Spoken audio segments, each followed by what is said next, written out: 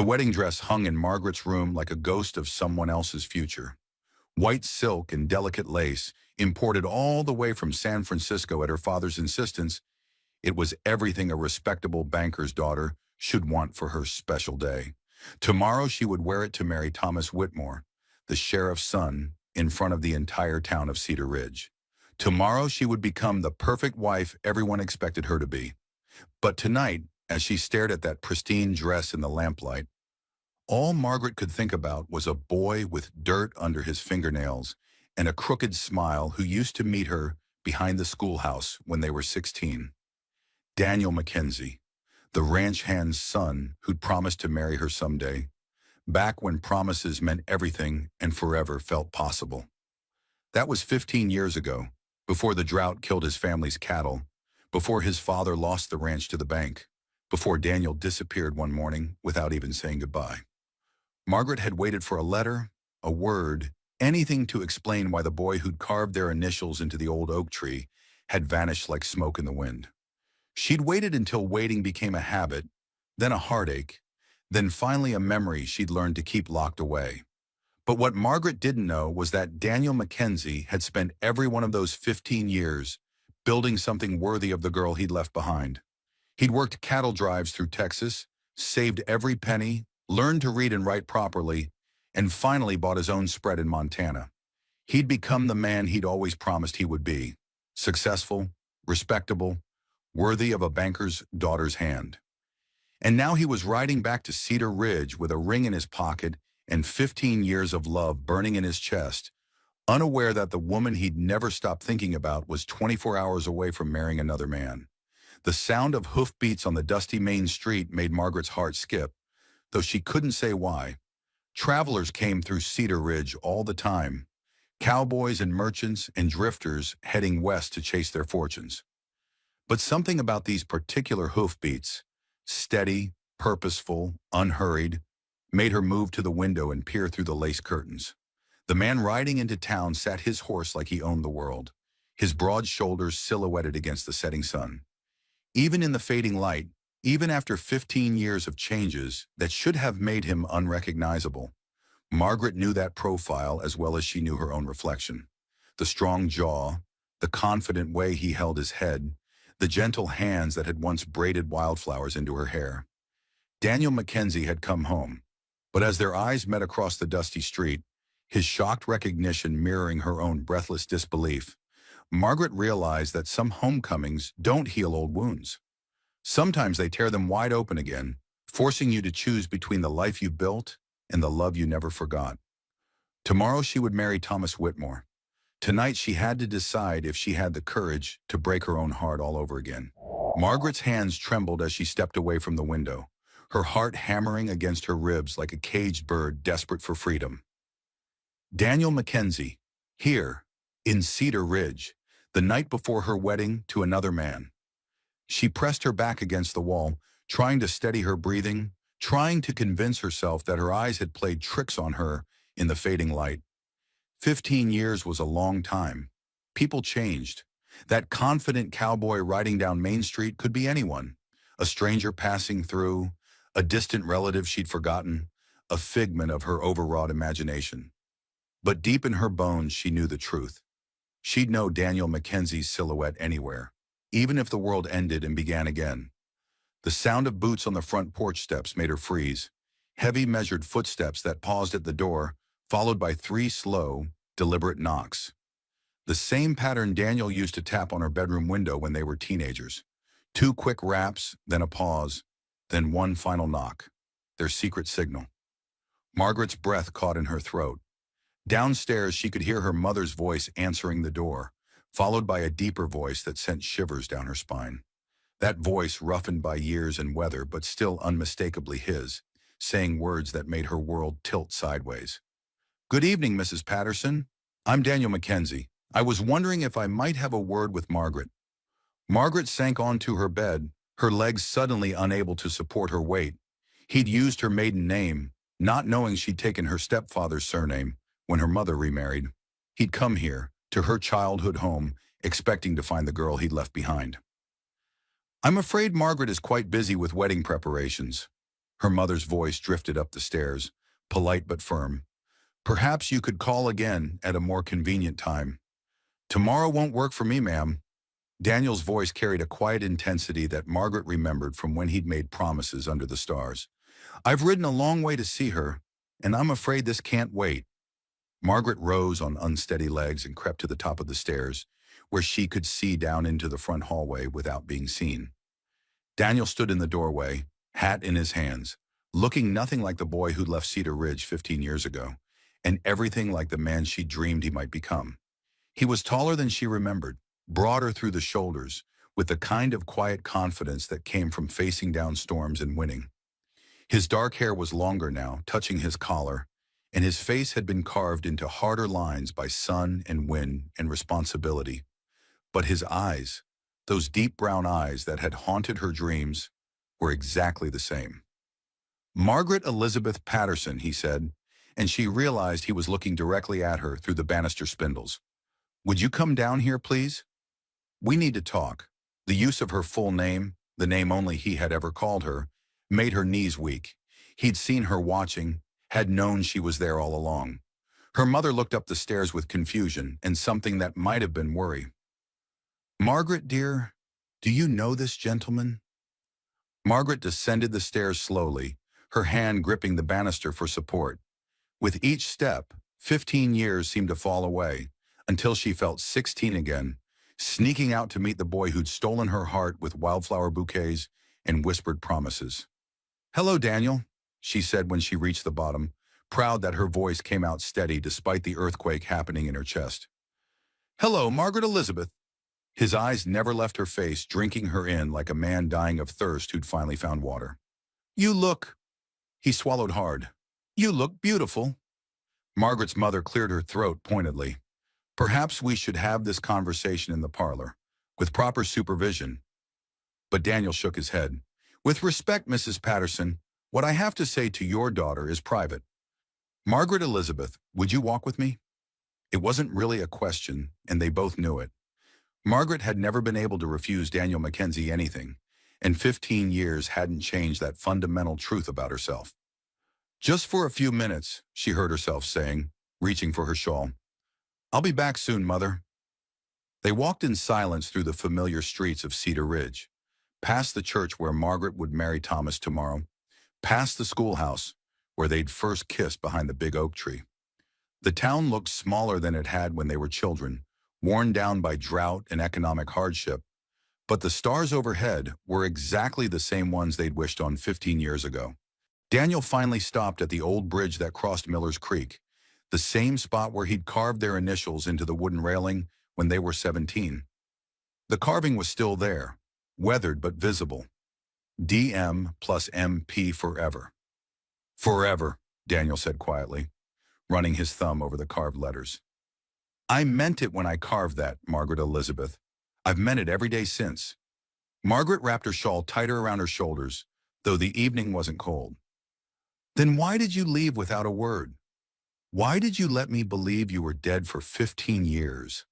Daniel turned to face her, and in the moonlight she could see the pain etched in the lines around his eyes. Because I was a boy with nothing to offer you except love and dreams. Because your father made it clear that a ranch hand's son would never be good enough for his daughter. Because I knew if I stayed, I'd drag you down with me when my family lost everything. That should have been my choice to make, Margaret said, though the words came out softer than she'd intended. You were 17, Margaret Elizabeth. Your whole life ahead of you, college back east, chances to see the world. I couldn't ask you to throw that away for a boy who couldn't even keep his family's ranch from foreclosure. Margaret stared at him, this man who'd been the boy she'd loved with the fierce, desperate intensity of first love. So you decided for me. You decided what I could and couldn't handle, what I did and didn't want. I was wrong, Daniel said simply. I've regretted leaving you every day since, but I needed to become someone worthy of you first, someone who could give you the life you deserved. And now? Margaret's voice was barely a whisper. Daniel reached into his coat pocket and pulled out a small velvet box. Margaret's heart stopped beating. Now I own a spread in Montana that's bigger than anything in this county. I've got a house with glass windows and a real kitchen, cattle that can survive drought, and money in the bank. Now I'm the man I promised I'd become. He opened the box to reveal a simple gold band set with a diamond that caught the moonlight like captured starfire. Now I can offer you everything you deserve, Margaret Elizabeth. A real life, a real future. Love that never stopped growing, not even when I tried to kill it. Margaret stared at the ring, at this man who'd become everything she'd once dreamed he could be, at the future stretching out before her like an uncharted territory full of possibility and risk. Daniel, she whispered, and his name on her lips felt like coming home after a long, cold journey. Marry me, he said, his voice rough with 15 years of longing. Not tomorrow, not to that sheriff's boy who doesn't know the real you. Marry me tonight, Margaret Elizabeth. Come to Montana and help me build something beautiful. Margaret looked at the ring, then at Daniel's face, then at the town sleeping peacefully around them. The town where tomorrow she was supposed to marry a good man who loved her, a safe man who would never break her heart because he'd never really owned it. I can't, she said, the words tearing out of her throat like they were lined with razors. Daniel, I can't. It's too late. The wedding is tomorrow. The guests are coming. My dress is... I don't care about the dress, Daniel said fiercely. I don't care about the guests or the church or what people will say. I care about you, about us, about the love that's been waiting 15 years for its second chance.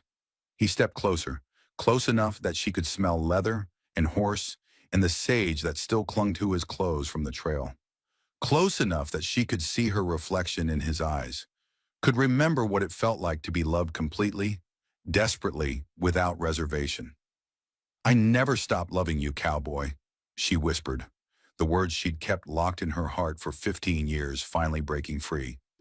And then Daniel Mackenzie was kissing her under the same stars that had blessed their first kiss, and Margaret realized that some things, true things, important things, forever things, were worth any price you had to pay for them.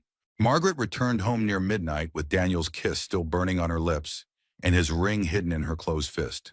The house was dark except for a single lamp burning in the parlor window, her mother's way of saying she'd waited up despite the late hour.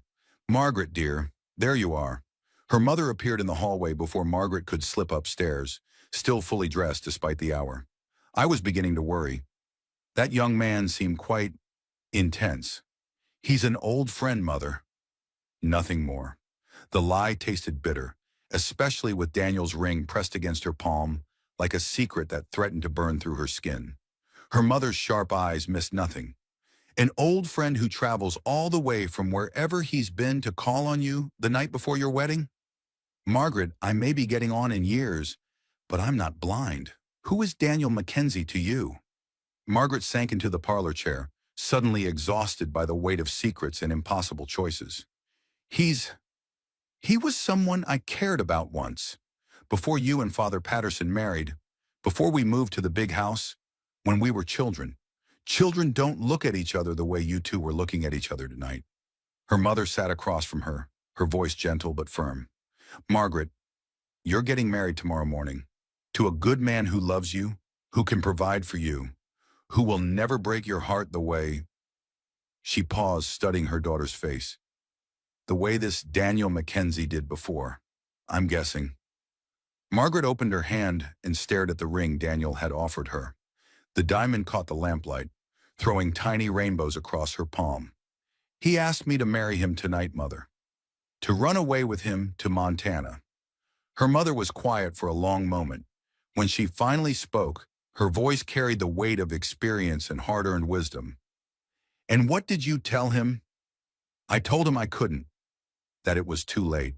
Margaret's voice broke slightly. But Mother, what if it isn't? What if love is supposed to feel like your heart might explode from joy and terror all at once? What if I'm about to marry the wrong man? Thomas Whitmore is a good man, Margaret. He's steady, reliable, respectable. He'll never leave you wondering where he is or whether he's coming home. He'll never break your heart and disappear for 15 years. But I don't love him the way I love Daniel. The admission hung in the air between them like a confession. Her mother leaned forward, taking Margaret's hands in hers. Love isn't just passion and racing hearts, dear one. Love is also choosing someone every day, building a life together, weathering storms side by side. That wild, desperate love you feel for Daniel Mackenzie, it's beautiful, but is it enough to build a lifetime on? Margaret thought about Daniel's transformed presence, the quiet confidence he'd gained, the success he'd built with his own hands. He's changed, Mother. He's not the boy who left anymore. He owns land in Montana. He's successful. He can provide for me now. And what about you? Are you still the girl who would have followed him anywhere? Or have you changed too? The question struck Margaret like a physical blow. She looked around the comfortable parlor, at the life her mother had built with steady, reliable Father Patterson after Margaret's birth father had died. A life of security, respectability, community standing. Everything Daniel couldn't offer 15 years ago. Everything Thomas could provide now. But was security worth living without the kind of love that made her feel alive? The sound of horses in the street outside made both women look toward the window. Margaret's heart leaped, wondering if Daniel had come back, but the hoofbeats passed by without stopping. "I need to think," Margaret said finally. I need to be alone for a while." Her mother kissed her forehead with the tenderness of someone who remembered her own impossible choices. "Whatever you decide, I'll stand by you. But decide quickly, dear one. The morning will come whether you're ready or not." Margaret climbed the stairs to her room, where her wedding dress still hung like a beautiful obligation. She sat on her bed and stared at the two paths stretching out before her. The safe road to a respectable marriage with Thomas, or the uncertain trail to Montana with the man who'd owned her heart since she was 16. She was still sitting there when dawn crept through her windows, Daniel's ring clutched in one hand and Thomas's engagement ring heavy on her finger. The sound of carriages arriving in the street below told her the wedding guests were beginning to gather. In 2 hours, she would either walk down the aisle to Thomas Whitmore, or she would be riding out of Cedar Ridge forever with Daniel Mackenzie. A soft knock on her door made her look up. "Come in." Her maid, Jenny, peeked into the room with a worried expression. "Miss Margaret, your mother sent me to help you dress for the ceremony, but you haven't. That is, should I start the bath water?" Margaret looked at the wedding dress, then at Daniel's ring, then at her reflection in the mirror. The woman staring back at her looked older than her 31 years, worn down by 15 years of living half a life, of loving safely instead of truly. "Jenny," she said slowly, "what would you do if the love of your life came back and asked you to choose between everything you'd built and everything you'd ever wanted?" Jenny, barely 20 and still full of romantic dreams, didn't hesitate. "I'd choose love, miss. Security you can build anywhere with the right person, but love like that only comes once in a lifetime." Margaret smiled, feeling something crystallize in her chest like ice forming on a winter pond. "Then help me out of this nightgown, Jenny, but not into the wedding dress." "Miss, help me dress for traveling, riding clothes, something practical for a long journey." Margaret stood up, feeling lighter than she had in years. "And Jenny, go down to the kitchen and ask cook to pack me some food for the trail. Tell her I'm going home." As Jenny bustled around the room, gathering clothes and toiletries, Margaret sat at her writing desk and composed 2 letters. The first was to Thomas, apologizing for the pain she was about to cause him, explaining that she could not marry him when her heart belonged to another man, wishing him happiness with someone who could love him the way he deserved. The second was shorter, addressed to Daniel Mackenzie at the hotel where he was surely waiting for her answer. "Meet me at our tree in 1 hour. My answer is yes, forever. M.E." She sealed both letters and gave them to Jenny to deliver, then dressed quickly in her riding habit and gathered the few possessions that truly mattered to her: her mother's Bible, the locket Daniel had given her when they were 17, and the dried wildflowers he'd picked for her on their last day together 15 years ago. As she prepared to sneak out of the house, Margaret caught sight of herself in the mirror one last time. The woman looking back at her was radiant with purpose, glowing with the kind of joy that only came from choosing love over fear. She pinned Daniel's ring to the inside of her jacket, over her heart, and whispered a prayer of gratitude for second chances and the courage to take them. Downstairs, she could hear the bustle of wedding preparations continuing, flowers being arranged, final details being confirmed, guests arriving to witness a ceremony that would never happen. But Margaret felt no guilt, only a wild, singing freedom that made her want to laugh out loud. She slipped out the back door and made her way through the early morning streets of Cedar Ridge, toward the old oak tree where Daniel was waiting, where her real life was about to begin. Behind her, the church bells began to ring, calling the faithful to witness a wedding. Ahead of her, the sun was rising over the mountains of Montana, painting the sky in shades of gold and promise. Margaret Elizabeth Patterson had finally chosen love over duty, adventure over security, and her heart over everyone else's expectations. And she had never felt more certain of anything in her life. Daniel was waiting beneath the old oak tree exactly where Margaret had known he would be, his horse saddled and a second mount ready beside it. He'd changed from his formal clothes into working gear, leather chaps, a worn duster coat, and the kind of practical hat that could shield a man's face from sun and rain across 1,000 miles of open country. When he saw her approaching through the morning mist, his face transformed with relief and something deeper, a joy so profound it made Margaret's chest tight with emotion. "I wasn't sure you'd come," he said, stepping forward to meet her, halfway between the tree and the road. "I've been running from you for 15 years, Margaret replied, breathless from her hurried walk and the magnitude of what she was doing. "I'm tired of running." Daniel's smile could have powered the town's new electric lights. He reached for her hands, dirt-stained and practical now instead of soft from a life of leisure, and brought them to his lips. "Margaret Elizabeth, are you sure? Once we ride out of here, there's no taking it back. No returning to your safe life with Thomas Whitmore." Margaret looked back toward town, where she could see the steeple of the church where she should have been walking down the aisle in 30 minutes.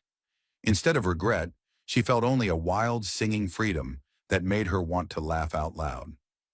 "The only thing I've ever been sure of is loving you," she said. "Everything else was just waiting." Daniel helped her mount the mare he'd brought for her, a gentle sorrel with intelligent eyes and a comfortable gait. As Margaret settled into the saddle, muscle memory from her childhood riding lessons came flooding back. She'd always been a natural horsewoman, though her mother had insisted proper ladies rode side saddle with dignity rather than astride with practicality. Today, dignity could go to hell. Today was about freedom.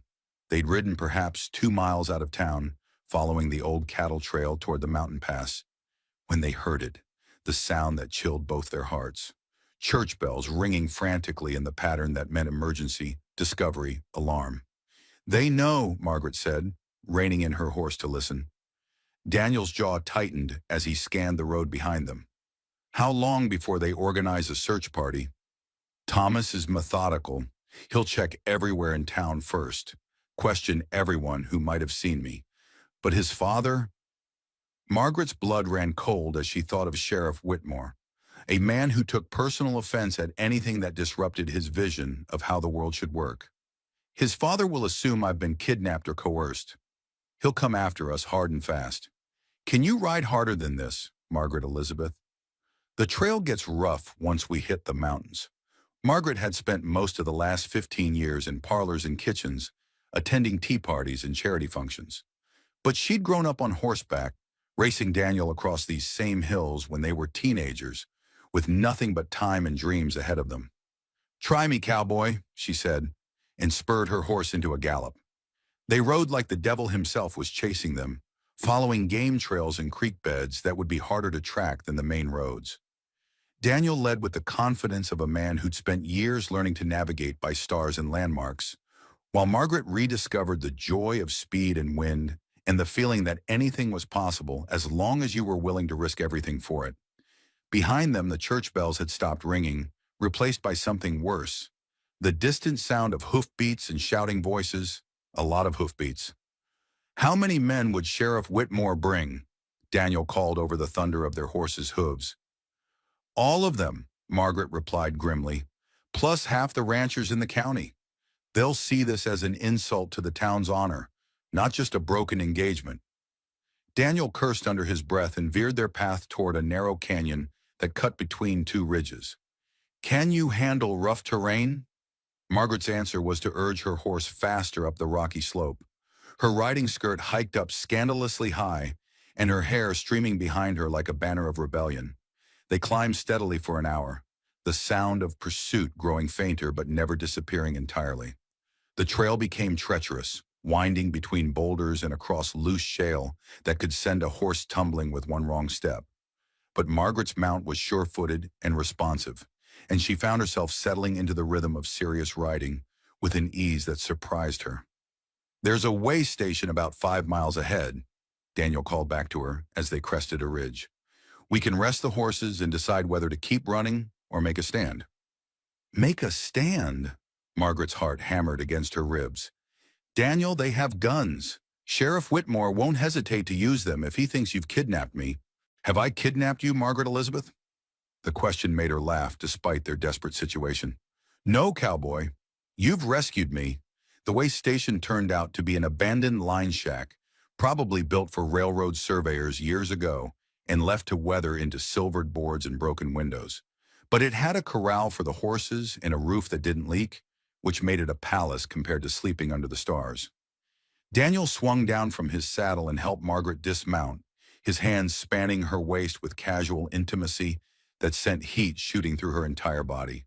For a moment they stood close together, breathing hard from the ride, and Margaret was acutely aware of everything about him.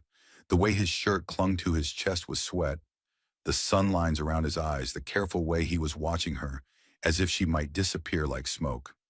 "No regrets?" he asked quietly. Margaret reached up and traced the line of his jaw with her fingertips, marveling at the reality of being able to touch him freely after 15 years of careful distance. "Only that it took us 15 years to get back to each other," she said.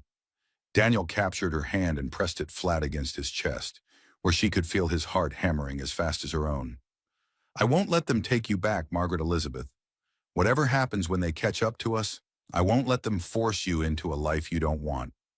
"They won't catch us," Margaret said with a conviction that surprised her. "We know these mountains better than they do, and we have something they don't." "What's that?" "We have everything to lose and everything to gain. That makes people dangerous."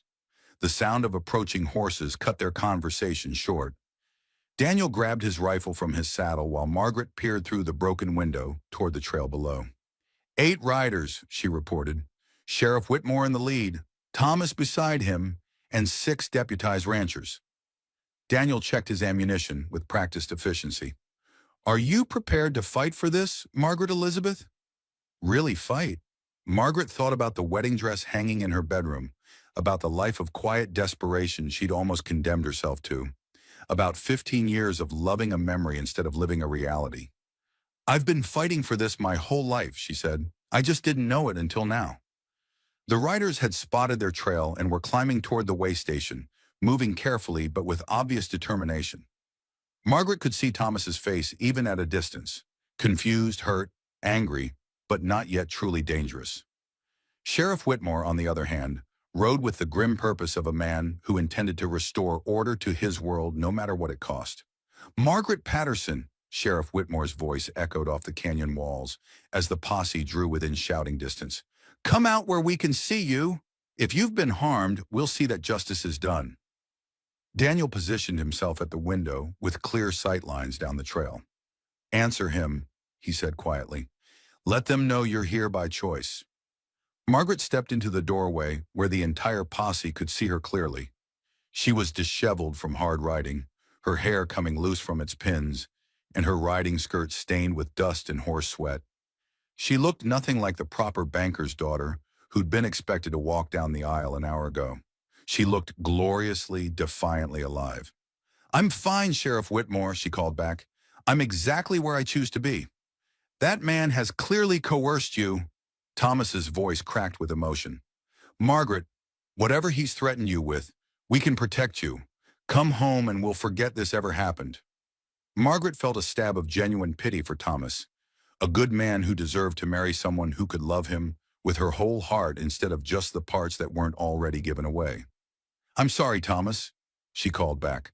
"I'm sorry for hurting you, but I can't marry you." "I never could. My heart belongs to someone else." "Then you're coming back with us anyway." Sheriff Whitmore shouted.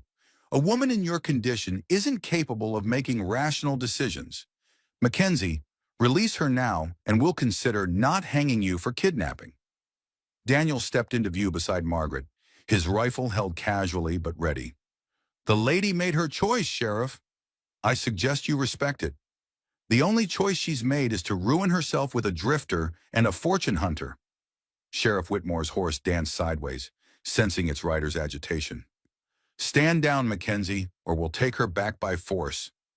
Margaret felt Daniel tense beside her, felt the moment balance on a knife's edge between talking and shooting. She thought about her mother's words about love being a daily choice, about building something lasting instead of just chasing passion. Then she thought about 15 years of waiting for her real life to begin. Sheriff, she called out, her voice carrying clearly in the mountain air. If you take me back to Cedar Ridge, I'll run away again. If you force me to marry Thomas, I'll be gone before the honeymoon ends. If you lock me up to keep me safe, I'll find a way out. I am not a child or a possession to be managed.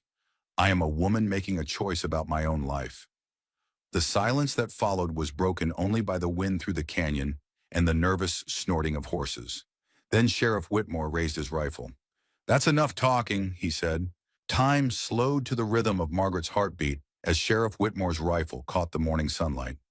She could see the calculation in his weathered face, the way his finger curved around the trigger with the casual familiarity of a man who'd ended disputes with violence before. Sheriff, no! Thomas spurred his horse forward, his face pale with horror.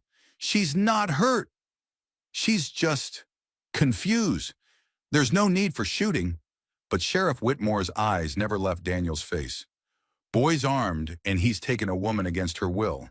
That's kidnapping in my book, and kidnapping's a hanging offense. I wasn't taken against my will, Margaret said, stepping protectively in front of Daniel, despite his quiet protest. I left of my own choice. Sheriff Whitmore, you've known me since I was a child. Do I look like someone who's been forced into anything? She spread her arms wide, letting him see her clearly. Disheveled but unharmed, eyes bright with defiance rather than fear, chin lifted with the same stubborn pride that had gotten her into trouble in Sunday school 20 years ago. You look like a woman who's lost her mind over a pretty face and smooth words, Sheriff Whitmore replied coldly, which is exactly why the law don't let women make decisions about criminal matters. The casual dismissal of her autonomy hit Margaret like a slap. Behind her, she felt Daniel's fury radiating like heat from a forge. But when he spoke, his voice was carefully controlled. Sheriff, I've got papers proving I own 3,000 acres of prime grazing land in Montana Territory. I've got bank statements showing I can support a wife in comfort. I've got references from the territorial marshal vouching for my character. What exactly makes me unfit to marry the woman I love? The fact that you stole her from another man's wedding, Sheriff Whitmore snapped. The fact that you've got her out here in the wilderness acting like a common... Careful, Daniel interrupted, his voice dropping to a dangerous quiet. Think real careful about what you say next about the woman I'm going to marry. The tension stretched like a wire about to snap. Margaret could see the other men in the posse, shifting nervously in their saddles, hands drifting toward their weapons. These were ranchers and shopkeepers, not gunfighters. They'd come along to help search for a missing woman, not to start a shooting war in the mountains. This is insane, Thomas said suddenly, his voice cracking with strain. All of this is insane. Margaret, if you truly don't want to marry me, just come back to town and we'll call off the wedding properly. There's no need for running away like outlaws. Margaret looked at Thomas, kind, steady Thomas, who'd never asked for anything more than a quiet life with a respectable wife. He deserved so much better than being left at the altar by a woman whose heart had never really belonged to him. Thomas, she said gently, if I come back to town, your father will have me declared mentally incompetent and committed to an asylum. We both know it. He's already decided I'm not capable of making my own choices. That's ridiculous, Thomas protested, but his voice lacked conviction. They all knew Sheriff Whitmore's reputation for handling problems in whatever way kept the peace and preserved his vision of proper order. Is it? Margaret pulled Daniel's ring from inside her jacket and held it up where everyone could see it. This man has offered me marriage, Thomas. A real proposal, with a ring and a future, and everything proper. The only difference between his offer and yours is that I love him. The simple truth hung in the air, like smoke from a campfire. Several of the posse members exchanged uncomfortable glances. This wasn't the simple kidnapping case they'd signed up for. Love, Sheriff Whitmore spat. You've known this drifter for what, a day? 2 days? And you're ready to throw away everything your family's built for you? I've known Daniel Mackenzie since I was 16 years old, Margaret replied steadily. We grew up together. We planned to marry before circumstances separated us. Sheriff, he's not some stranger who wandered into town. He's the boy who used to help my father with the horses when the bank foreclosed on his family's ranch. A murmur ran through the posse as several men recognized the name. The Mackenzie Ranch had been a respected operation before the drought hit. Old Tom Mackenzie had been a fair man who'd helped his neighbors through hard times until he couldn't help himself. The Mackenzie boy, Deputy Harrison's voice carried surprise and something that might have been respect. Thought he died years ago. Might as well have, Sheriff Whitmore said harshly. Family lost everything, boy disappeared, and now he shows up 15 years later claiming to be some big success? More likely he spent the time robbing trains or rustling cattle. Actually, Daniel said, reaching slowly into his saddlebag, I spent it building the largest horse breeding operation in Montana Territory. He pulled out a leather portfolio and tossed it down where it landed at Sheriff Whitmore's horse's feet. Bank statements, property deeds, letters of reference from territorial officials. Everything you need to verify that I'm exactly who I say I am. Margaret watched Sheriff Whitmore's face as he dismounted and examined the papers. She could see his confident certainty wavering as he read through documentation that clearly established Daniel as a man of substance and reputation. Don't matter what papers he's got, Sheriff Whitmore said finally, but his voice had lost some of its authority. He still stole another man's bride. He didn't steal anything, Margaret said fiercely. Thomas, tell him I never belonged to you, that we were never really engaged by choice. Thomas's face went white. Margaret, what are you saying? I'm saying our fathers arranged our marriage when we were children. I'm saying you never actually asked me to marry you. You just assumed I would because it's what everyone expected. I'm saying I never said yes because nobody ever asked me what I wanted. The truth hit the assembled men like a physical blow. Arranged marriages weren't uncommon on the frontier, but they were supposed to at least have the appearance of mutual consent. That's not... I thought you wanted... Thomas struggled with words, his face cycling through confusion, hurt, and dawning understanding. Margaret, you never said you didn't want to marry me. When did I ever have the chance? Margaret's voice was gentle but implacable. When was I ever asked what I wanted instead of being told what was best for me? One of the ranchers, old Pete Jameson, cleared his throat uncomfortably. Sheriff, maybe we ought to hear the lady out. If she's saying she wasn't willing, she's saying she's been bewitched by a smooth-talking fortune hunter, Sheriff Whitmore snapped, and I'm saying we're taking her back to town where she belongs. No, the word came out of Margaret with quiet finality. I won't go back. If you try to force me, I'll fight you every step of the way. If you succeed in dragging me back, I'll run away again at the first opportunity. If you lock me up, I'll find a way out. Sheriff Whitmore, I am not a piece of property to be returned to its proper place. I am a grown woman making a choice about my own life. She moved to stand beside Daniel, her hand finding his with natural ease. I choose Daniel Mackenzie. I choose a life where I'm valued for who I am instead of what I represent. I choose love over duty and happiness over security. And if you're wrong, Sheriff Whitmore's voice was hard with disapproval. If this man breaks your heart and leaves you stranded somewhere with nothing? Margaret looked up at Daniel, seeing 15 years of longing and determination written in the lines of his face. Then at least I'll have lived my own life instead of the one other people picked out for me. The silence stretched long enough for a hawk to circle overhead and disappear beyond the canyon rim. Finally, Thomas spoke, his voice heavy with resignation and something that might have been relief. Let her go, Pa. Sheriff Whitmore whirled in his saddle. What did you say? I said let her go. Thomas straightened in his saddle, looking older than his 29 years. She doesn't want to marry me? She never did. I was just too proud to admit I could see it. Son, you're not thinking clearly. I'm thinking clearly for the first time in years. Thomas looked directly at Margaret, his eyes sad but no longer desperate. I deserve a wife who loves me the way you love him. And you deserve to be happy, even if it's not with me. Margaret felt tears prick her eyes. Thomas, I'm so sorry.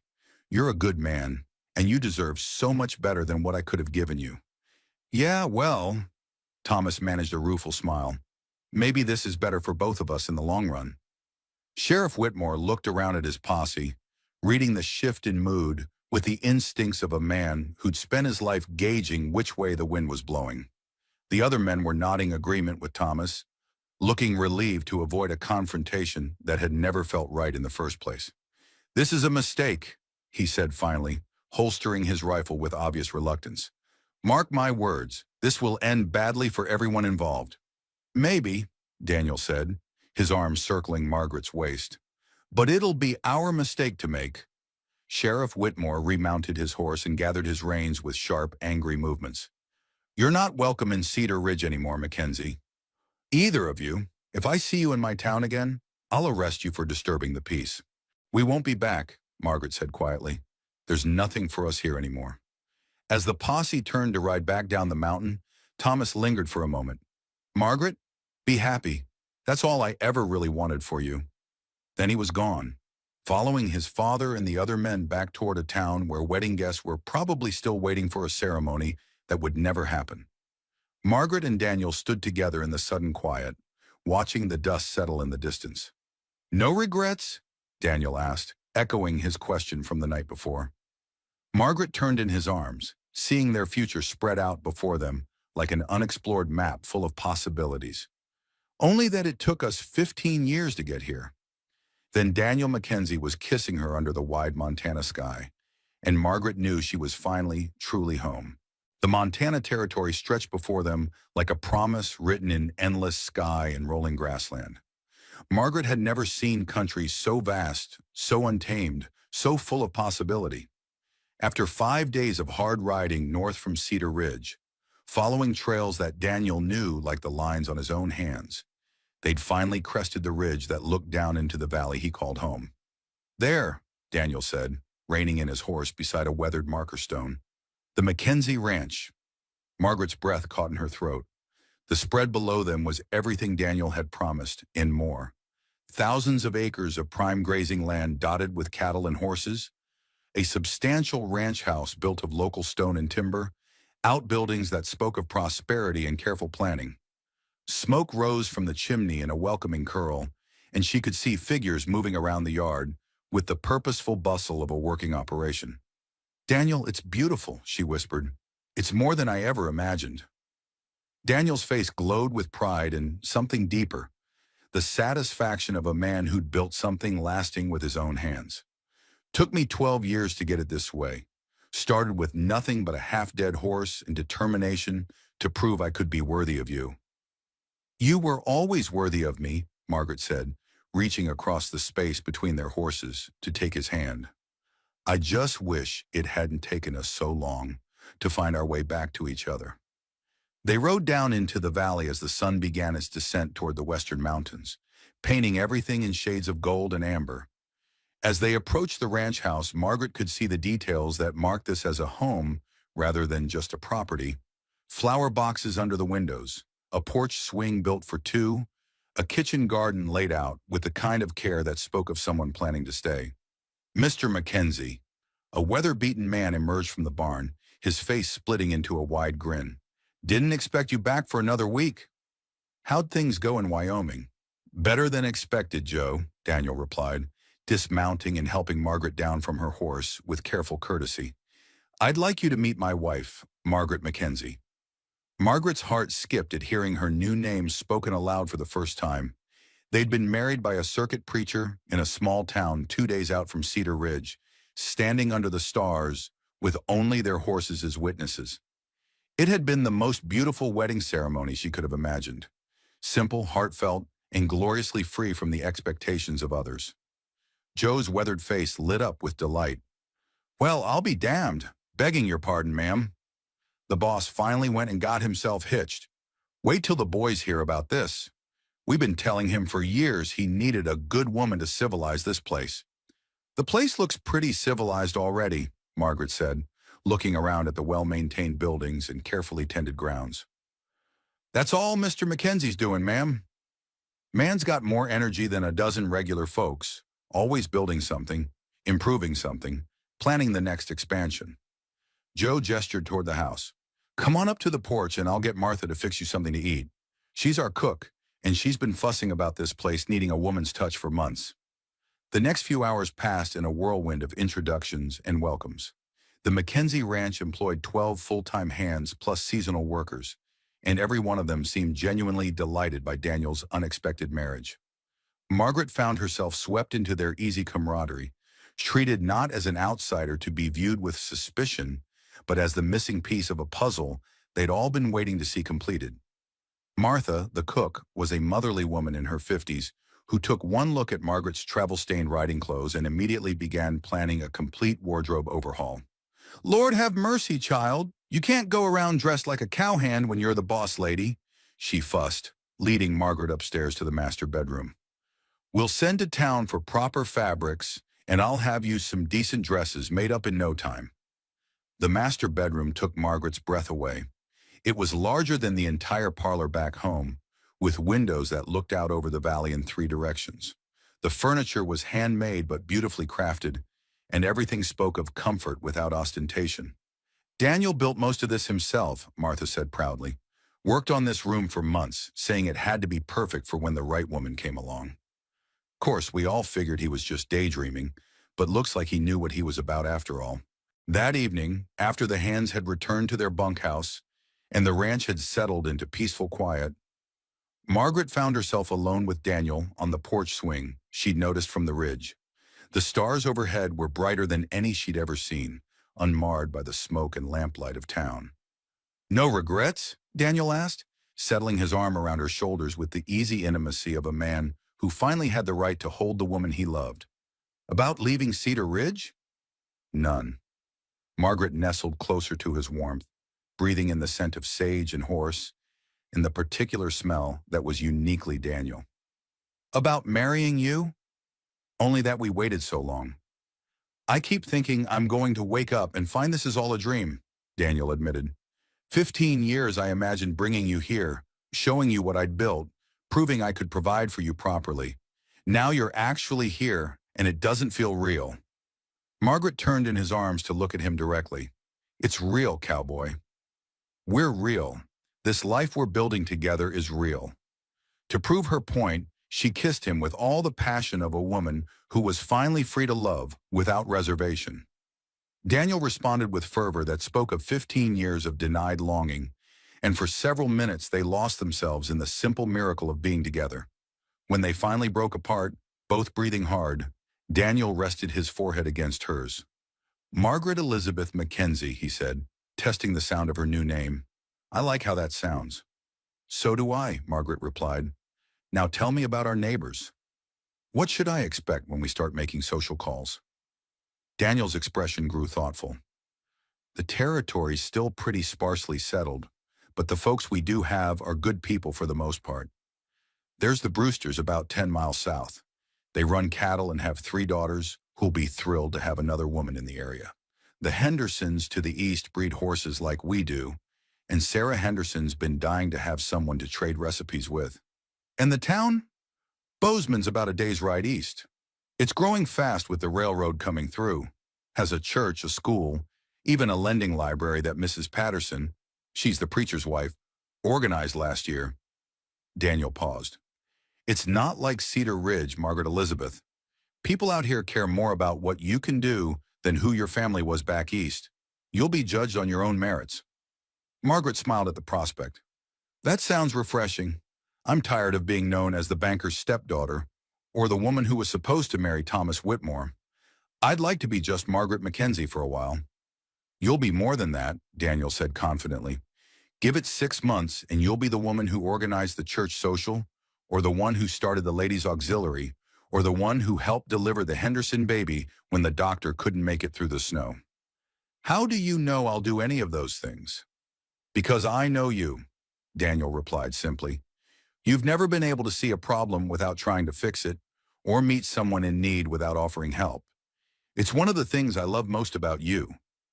They sat in comfortable silence for a while, watching the stars wheel overhead and listening to the night sounds of the ranch. Cattle lowing in the distance, horses shifting in the corral, the soft hoot of an owl somewhere in the cottonwoods by the creek.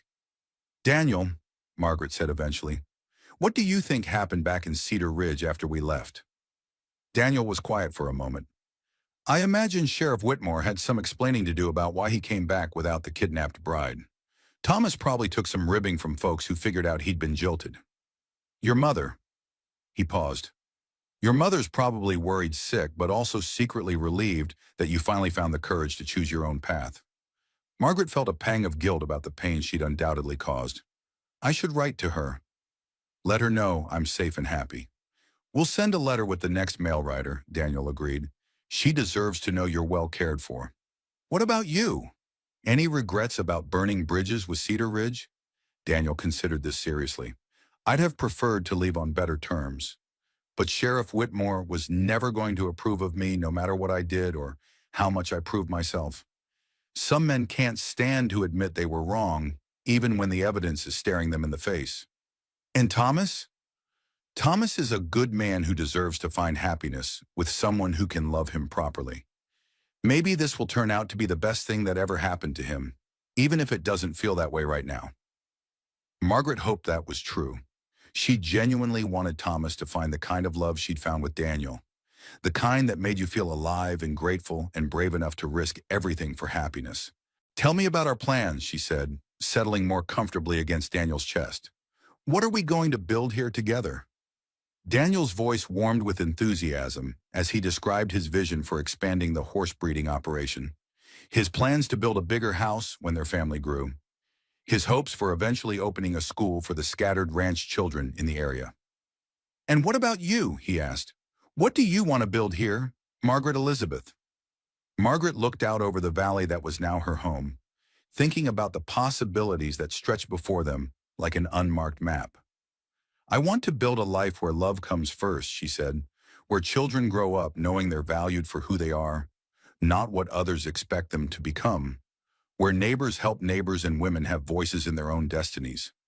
That sounds like a worthy goal, Daniel said, pressing a kiss to the top of her head.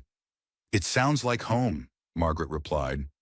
And as they sat together under the vast Montana sky, planning their future and marveling at the journey that had brought them to this moment, Margaret knew that some things were worth waiting 15 years for. Some things were worth any risk, any sacrifice, any leap of faith. Love, real love, was worth everything. Margaret Mackenzie stood at the kitchen window of her ranch house, watching her husband work with a particularly stubborn colt in the breaking pen.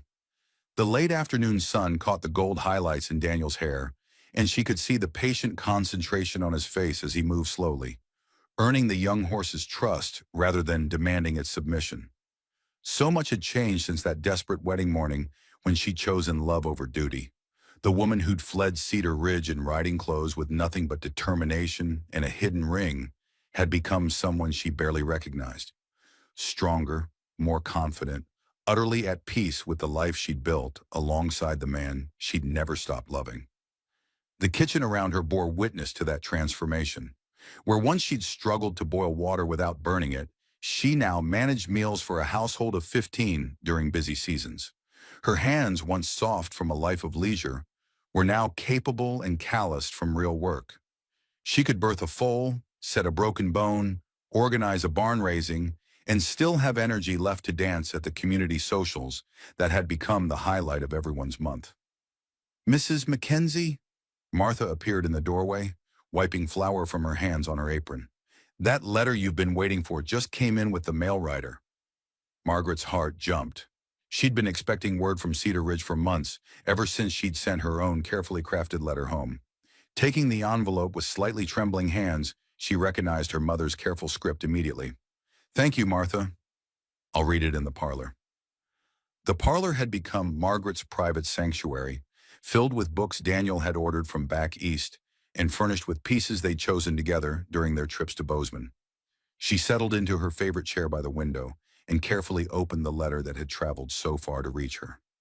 My dearest Margaret, I cannot begin to tell you the relief I felt upon receiving your letter and learning that you are safe, well, and genuinely happy. When you disappeared on your wedding morning, my heart broke. Not because you defied expectations, but because I feared I'd failed to give you the courage to choose your own path sooner. You asked about the aftermath of your departure, and I confess it was quite dramatic for several weeks. Sheriff Whitmore ranted about kidnapping and corruption until even his staunchest supporters grew tired of hearing it. Thomas, however, surprised everyone with his dignity. He announced publicly that the wedding had been canceled by mutual agreement and that he wished you every happiness in your new life. I'm pleased to report that Thomas has found his own happiness. Last month, he married Sarah Jenkins, the school teacher who arrived from Boston 6 months after you left.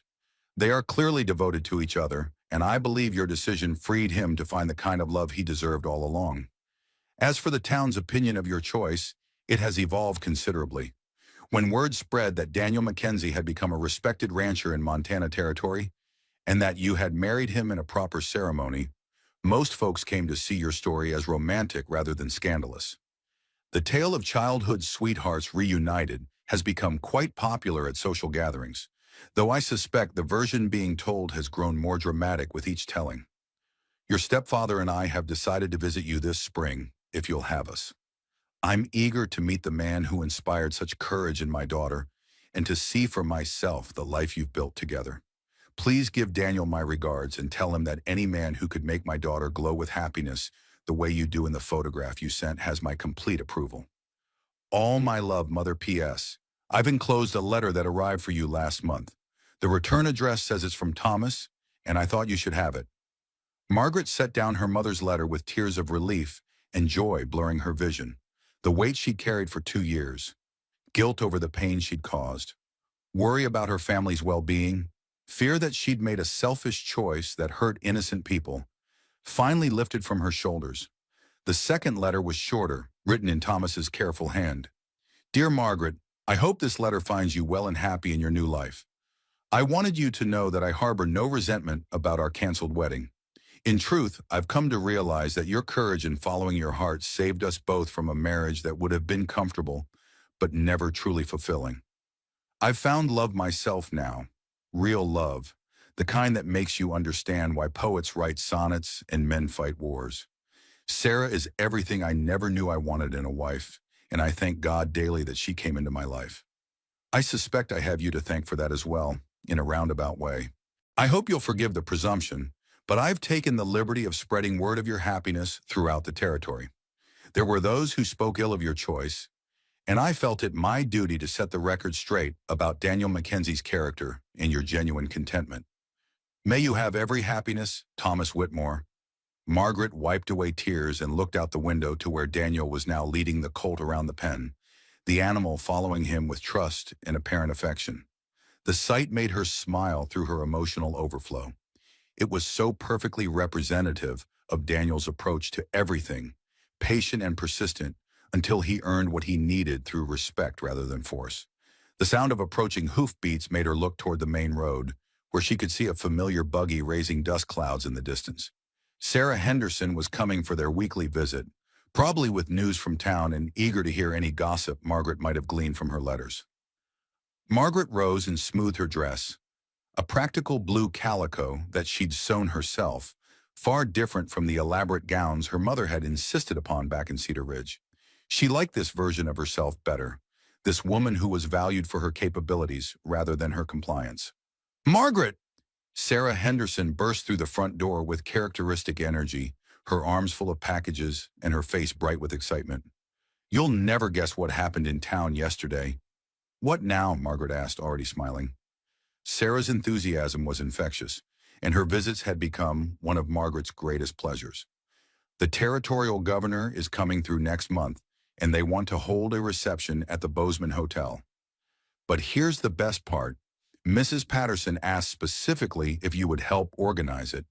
Apparently word has spread about how beautifully you managed the church social last fall. Margaret felt a warm glow of pride. The church social had been her first major community project, and its success had established her reputation as someone who could bring people together and make things happen. "I'd be honored to help," she said, "though I suspect Martha deserves most of the credit for the social success. That woman can cook for 100 people without breaking a sweat." "Don't be so modest. Everyone knows you're the one who convinced the Henderson boys to provide music, talked Mrs. Brewster into donating those beautiful quilts for the auction, and somehow managed to get even cranky old Pete Jameson to dance with his wife." They settled in the parlor with tea and the ginger cookies Sarah had brought, discussing plans for the governor's reception and catching up on community news. Sarah had become the closest friend Margaret had ever had, a woman who valued her for her mind and her contributions, rather than her social connections. "How are things with you and David?" Margaret asked, noting the particular glow in Sarah's cheeks. Sarah blushed prettily. "Actually, that's part of why I came over. We're expecting our first child in the spring, and I was hoping you might be willing to help when the time comes. Dr. Morrison says it should be straightforward, but I'd feel better having another woman there who's been through it." Margaret's smile faltered slightly. It was the one shadow in her otherwise perfect life. After 2 years of marriage, she and Daniel had not yet been blessed with children. Dr. Morrison assured them there was nothing wrong, that these things simply took time for some couples. But Margaret couldn't help feeling the absence of the children she'd always assumed would come naturally. "Of course I'll be there," she said warmly, pushing aside her own disappointment to focus on her friend's joy. "Have you told David yet?" "Last night, I thought the man was going to faint. Then he started planning to build a bigger house immediately." Sarah laughed. "I had to remind him we have 7 months to prepare." Their conversation was interrupted by Daniel's arrival, dusty from his work with the horses but glowing with satisfaction. "Ladies," he said, removing his hat with mock formality, "I hope I'm not interrupting anything important." "Just planning to revolutionize territorial society," Margaret replied, rising to greet him with a kiss that still made her heart skip after 2 years of marriage. "In that case, I'll leave you to it," Daniel said, his eyes twinkling. "But first, Margaret Elizabeth, I have something to show you." He led her outside to where the colt he'd been working with stood calmly in the pen, no longer showing any signs of the fear and defiance that had marked his earlier behavior. "Watch this," Daniel said, opening the pen gate and walking slowly toward the young horse. The colt came to him immediately, nuzzling his shoulder with obvious affection. "He's beautiful," Margaret said, admiring the animal's clean lines and intelligent eyes. "He's yours, but," Daniel replied simply, "I've been training him specifically for you." Thought it was time the lady of the house had her own personal mount. Margaret stared at the horse, then at her husband, overwhelmed by the simple thoughtfulness of the gift. It wasn't the monetary value, though she knew Daniel had invested considerable time and expertise in the animal's training. It was the recognition of who she'd become, the acknowledgement that she deserved something beautiful in her own. "Daniel, I don't know what to say. Say you'll let me teach you to train horses properly. You've got natural instincts with animals, and I think you'd enjoy the work." Margaret looked at the colt, then at the ranch spread out around them, then at the man who'd waited 15 years to give her not just his love, but his complete respect and partnership. "I never stopped loving you, Cowboy," she said, echoing the words that had changed everything 2 years ago. "And I never stopped believing we'd find our way back to each other," Daniel replied, pulling her close for a kiss that tasted of forever and felt like coming home. As the sun set over the Montana Territory, painting the sky in shades of gold and rose, Margaret Mackenzie stood in her husband's arms and marveled at the life they'd built together. It hadn't been easy. There had been challenges, setbacks, moments of doubt and difficulty. But every struggle had been worth it for this. A love that had survived separation, grown stronger through adversity, and created something beautiful enough to last a lifetime.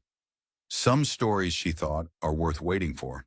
Some loves are worth any risk, and some choices, no matter how terrifying they seem at the time, lead exactly where they're supposed to.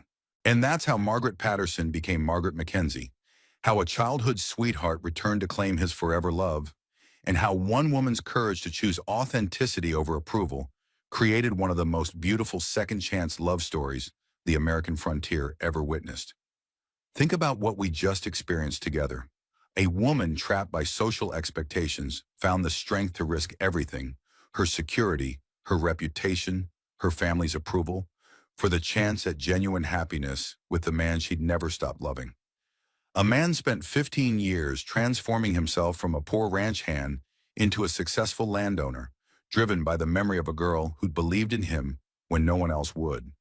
And a community learned that sometimes the most scandalous choices turn out to be the most right ones. But this story reaches far beyond romance and frontier adventures. It's about the incredible power of authentic love to survive any obstacle: separation, social pressure, time itself. Margaret and Daniel's connection wasn't just passion or physical attraction. It was a deep recognition of souls that were meant to walk through life together, building something meaningful and lasting. It's also about the courage required to choose your own path instead of the one others have mapped out for you.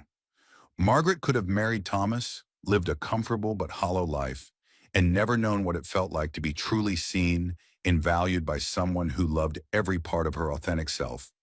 Instead, she chose uncertainty over safety, adventure over comfort, and real love over convenient arrangement. Daniel's journey reminds us that sometimes we have to leave everything behind to become worthy of our dreams. He could have stayed in Cedar Ridge, accepted his family's circumstances, and lived with regret for the rest of his life. Instead, he spent 15 years building himself into the man he'd always had the potential to become. Successful, confident, capable of offering Margaret the life she deserved. Even Thomas Whitmore's arc teaches us something profound about love and letting go. His initial pain and confusion gave way to genuine happiness when he found someone who could love him completely. Sometimes the greatest gift we can give someone is the freedom to find their real happiness, even when it means accepting that we're not their person. The Montana Territory setting isn't just beautiful backdrop. It represents the kind of place where people are judged by their character and contributions rather than their family connections or past mistakes. Margaret found her voice as a community leader. Daniel built respect through hard work and integrity, and together they created something that enriched everyone around them. This story unfolded in 1883, but its themes are timeless. How many of us have felt pressured to follow paths that don't align with our hearts? How many have had to choose between security and authenticity, between what others expect and what we truly want? How many have discovered that the greatest love stories often require the greatest courage? Margaret and Daniel's love didn't conquer all through magic or luck. It succeeded because they were both willing to work for it, sacrifice for it, and grow into people worthy of the happiness they dreamed of. Their 15-year separation wasn't wasted time. It was preparation for a love mature enough to last a lifetime. What did you think of Margaret's decision to abandon her wedding and follow her heart? Could you have Daniel's patience to spend 15 years building yourself into someone worthy of your dreams? Have you ever had to choose between the safe path and the authentic one? Drop your thoughts in the comments below. We love hearing how these frontier tales of courage and authentic love inspire you in your own life choices.